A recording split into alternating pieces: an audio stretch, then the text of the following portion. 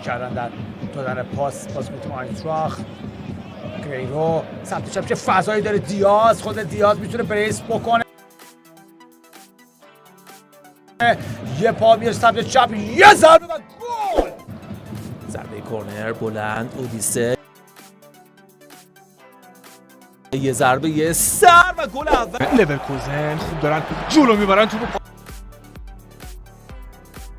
ماتریچی میتونه ضربه رو بزنه یا نه، چه سر تو به عالی و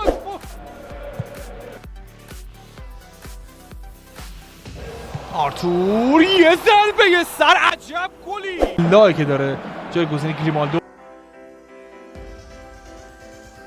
در ترکیب بازی میکنه. فرصت برای تیم لایپزیگ، یه ضربه دیدنی، عجب گلی.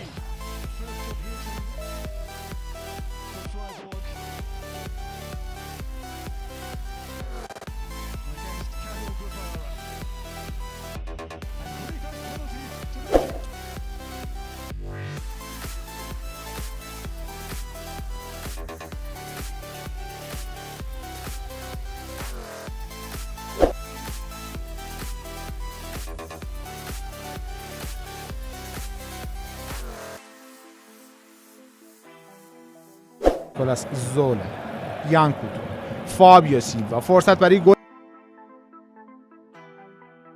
دوم، موقعیت عالی بیر، این بار گل میکنه، بله توپش تبدیل به گل کرد. اسکالبروس همچنان خود او برای نیکولاس زوله ارسال به تیر دو خطرناک و گل اول.